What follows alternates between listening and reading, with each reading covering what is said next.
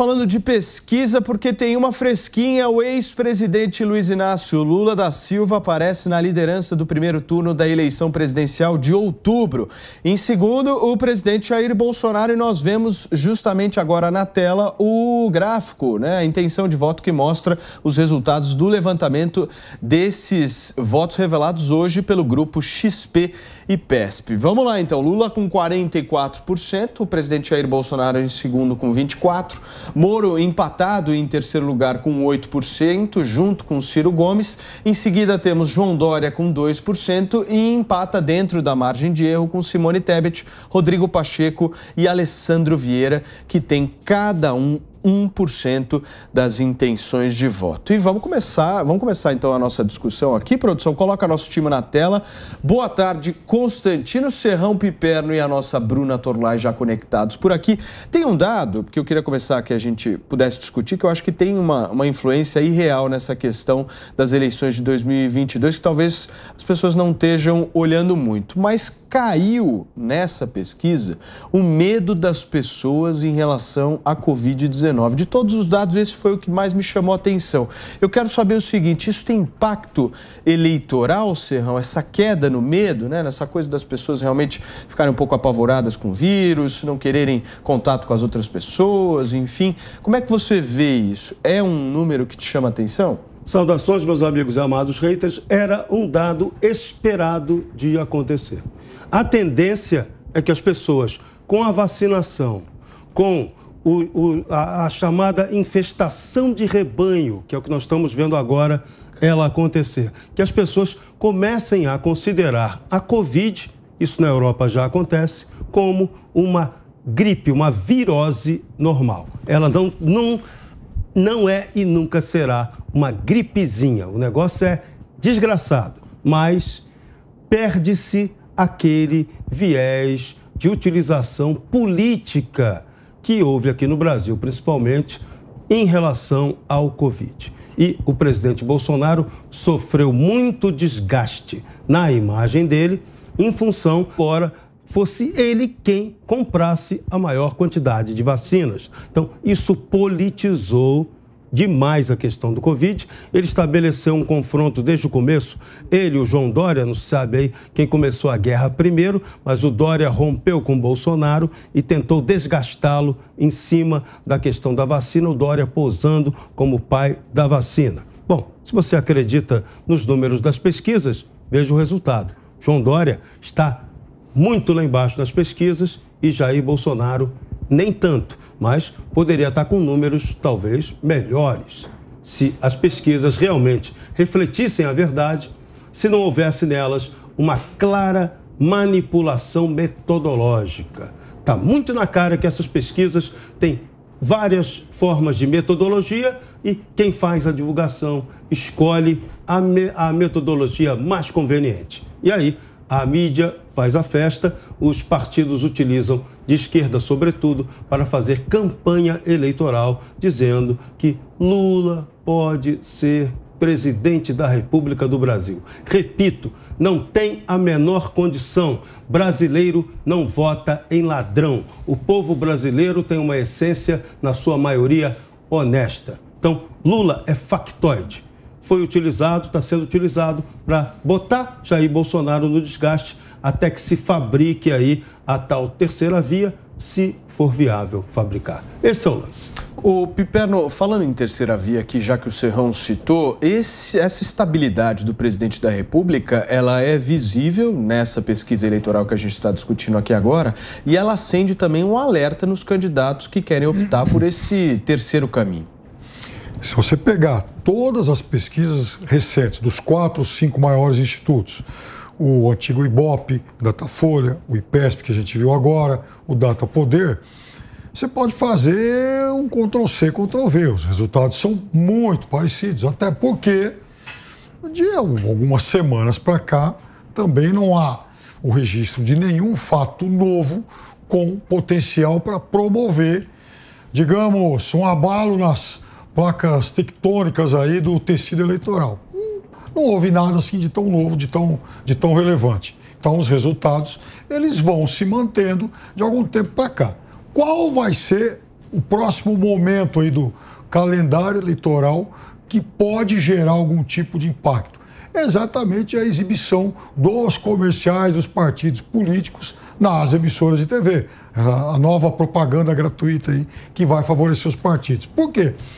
Porque é claro que, embora o impacto das redes sociais seja muito grande, todo mundo também vai se aperfeiçoando nessa forma de comunicação. Esses comerciais de TV, eles vão ser exibidos em horário nobre. E os partidos, obviamente, vão mostrar suas estrelas, com seus troféus, né, com os ativos acumulados. Por exemplo, Dória vai poder falar bastante de vacina e talvez saia desses 2%.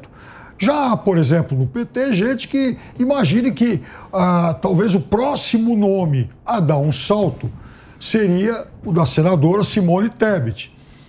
É uma aposta, né? Mas as pesquisas não apontam isso. Só fazendo um apontamento nessa sua fala, você aposta então numa influência real da TV? Eu aposto que a TV vai ser o próximo evento de algum impacto. Porque até lá não vai acontecer nada de tão novo assim. Agora, também não estou dizendo, Paulo, que vai ser o impacto definitivo. Só rapidamente uma coisa. Por favor. A percepção das pessoas em relação à vacinação, ela realmente aponta, infelizmente, as pessoas com menos medo no momento em que, por exemplo, ontem, o Brasil, de novo, contabilizou mais de 600 mortes, coisa que não acontecia desde agosto do ano passado. O Constantino, eu quero uma percepção sua justamente sobre essa influência da TV. Você acha que ela realmente vai fazer a diferença nesse primeiro semestre com esses comerciais que o Piperno citou?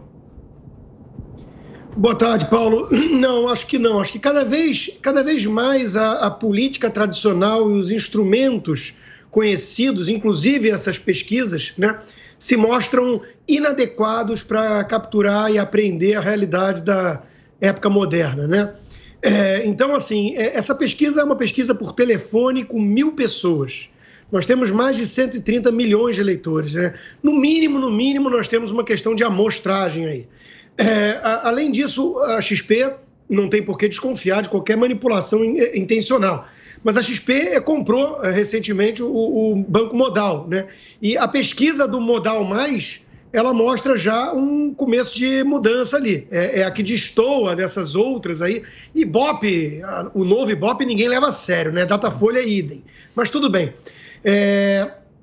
O Modal Mais já mostra ali uma diferença de apenas 5 pontos percentuais e não 20 pontos percentuais entre o favoritíssimo Lula e o Bolsonaro. A minha crença, Paulo, é que naturalmente vai haver essa convergência para ir ficando feio, né? Então, assim, não dá para acreditar no Lula com tanta vantagem. Não dá. Não é o que diz nem mesmo o body language, a postura do próprio Lula, né?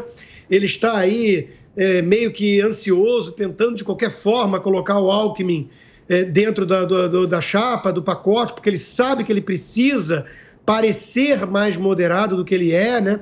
Então, assim, ele não está com essa tranquilidade toda e nem mesmo os antibolsonaristas estão nadando de braçada, tranquilos com o resultado desse ano. Está todo mundo preocupado, tenso, né, com a possibilidade de reeleição do Bolsonaro, porque sabem que essas pesquisas não retratam a realidade, né? É uma fotografia muito mal tirada, muito antes do pleito, né? Então, eu realmente não consigo ver dessa forma. Eu acho que a pandemia, como você colocou aí, chamou atenção, bem chamado, ela cada vez menos é um tema relevante. Na Europa já está cada vez mais país encarando como uma gripe comum e a tendência é essa. E em relação à vacina, não só o número do Dória mostra que essa narrativa toda não pegou, né? Como é curiosíssimo, hoje já tem uma chamada no Globo dizendo que os estudos mostram que a imunidade natural combinada com a vacina é um efeito potente. Olha, para quem vendeu vacina como a cura e a panaceia, 2 doses, lá atrás, né? Não tanto tempo assim atrás, já está dizendo que 2 doses não é vacinado para efeito de hospitalização e que agora o efeito é a combinação com a imunidade natural. Para quem vendeu a cura, parece bastante incerto do ponto de vista do resultado essa coisa da vacina. Então, me desculpa, mas isso aí vai ser algo que vai desaparecendo ao longo da campanha. Ô Bruna, eu queria passar para você justamente te pedindo uma análise, porque se a gente resgatar o ano de 2018, que o presidente da República participou aí da eleição e ganhou a eleição, a gente fala muito de segundo turno, né? Obviamente, segundo turno para ganhar a eleição precisa de 50% mais um. Mas no primeiro turno, o presidente fez 34% das intenções de voto. Essa pesquisa da XP e PESP aponta aí a intenção de 24% dele. Se a gente fizer uma conta rápida aqui no nosso programa, a gente vai ter aí 10% a menos de intenção de voto do presidente do que ele teve em 2018 para agora. Isso representa aproximadamente 15 milhões de pessoas. O que essa pesquisa da XP e PESP aponta? Onde é que está o calo do presidente da República? É no Nordeste? Não. É no Norte? Não. É no Centro-Oeste? Não. O calo, segundo a pesquisa IPESP, está localizada no Sudeste e é entre homens, na sua grande maioria. Eu quero saber de você o seguinte: o Bolsonaro perdeu esse eleitorado? Vamos imaginar, dessas 15 milhões de pessoas, a gente pode acreditar mesmo que hoje ele não tem esses 34% que ele tinha em 2018? Veja, Paulo, é uma ótima pergunta, porque assim que chegou, né, essa pesquisa para mim, a primeira coisa que eu fiz foi pesquisar como que estava o cenário em janeiro de 2018. Eu não encontrei, assim, registros. Eu encontrei registros a partir de março, abril, maio, né? E a gente percebe que em 2018, Bolsonaro largou com 20% também, tá? 23, 25, e aí ele foi subindo aos poucos. Isso nas próprias pesquisas. E ainda assim, né, lá mais a partir de julho que a gente começa a ver um resultado que foi mais semelhante daquilo que aconteceu nas urnas. Esse dado que você aponta, que ele teria perdido eleitores no Sudeste, não é a primeira vez que eu ouço, né? Embora no Nordeste, apesar de haver aí a suspeita de que ele tenha conquistado o Nordeste, eu não acredito que seja bem assim. Cada vez que eu converso com interlocutores do presidente perguntando justamente o seguinte: considerando que por causa da gestão da pandemia ele perdeu muitos eleitores no Sudeste, não sei, né, se entre homens e mulheres, eu acho que foi generalizado, ele perdeu sim muitos eleitores. Será que ele compensa com o Nordeste? E os próprios interlocutores do presidente dizem: olha, o Nordeste, o Lula ainda tem uma presença forte, talvez o Bolsonaro tenha assim um terço e avance para conseguir aí até 40%. Então, Paulo, a perda de eleitorados no Sudeste, ela é relevante, tá? Eu não sei se ela reflete aí, se ela se reflete nesses 10 pontos percentuais, né? Por quê? Porque todo o pessoal do agro... Deixa eu só fazer uma pergunta. Você acredita, então, numa troca de eleitorado do Bolsonaro? Não. Eu suspeitava e fui investigar, conversando tanto com interlocutores quanto com pessoas que acompanham o presidente. Qual a resposta que eu tenho tido dessas pessoas? Que todos acham espantosa a popularidade do Bolsonaro. Então, de repente, eles vão para uma cidadezinha do interior do Acre, de qualquer estado do Brasil, ele é bem recebido, vem gente. O que isso significa numa campanha eleitoral? Que naquela cidadezinha, ainda que o dinheiro não chegue para palanque, vai ter gente fazendo campanha de forma gratuita, vai ter gente conversando com amigo e tal, na hora do vamos ver, na hora da eleição. Essa é a leitura que os aliados do presidente fazem, aqueles que eu acompanho em viagens. Mas, quando eu pergunto, será que os eleitores que ele conquistou no Nordeste compensam a perda do Sudeste?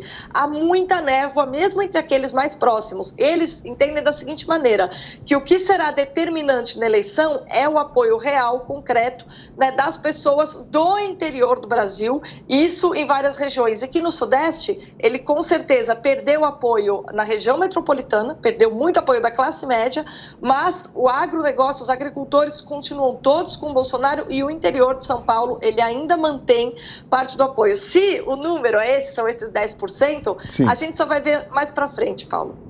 O dado da pesquisa... Mas, Paulo, se me permite... Só constar, só dar um dado aqui que eu acho que é importante para a nossa discussão. Esse dado da pesquisa XP que eu trouxe aqui, ele está apontando que esse público, na ampla maioria, seria um público de mais de 5 salários mínimos. Então, podemos traduzir, seria uma espécie de classe média, Constantino? Mas então, isso não é o público eleitor do Moro? Me parece que a resposta para a sua provocação é essa, né? Quer dizer, 8% de intenção de voto do Sérgio Moro, com certeza não é eleitor arrependido do Lula. né? Então, é uma classe média, média alta, incomodada com a postura do presidente acima de tudo, em relação às falas, a alguma coisa assim que ele deixou a desejar, principalmente em relação à pandemia, talvez, né? E isso migrou para o Moro, né? Me parece mais ou menos que seja esse o caso. Fala, Bruna. Lembrando, Constantino, só lembrando que se a gente dá uma olhada ali na pesquisa, a gente percebe uma coisa muito interessante com relação ao Moro. De fato, a sua resposta está perfeita para a pergunta do Paulo. Mas o que me chamou muita atenção nessa pesquisa também com relação ao Moro é que o Bolsonaro, na intenção de voto, se a gente for levar essa pesquisa assim, ao pé da letra, né, se é que isso é possível, tanto na pesquisa espontânea quanto na estimulada, o número varia entre 23 e 26%. Com ou sem o Moro no cenário.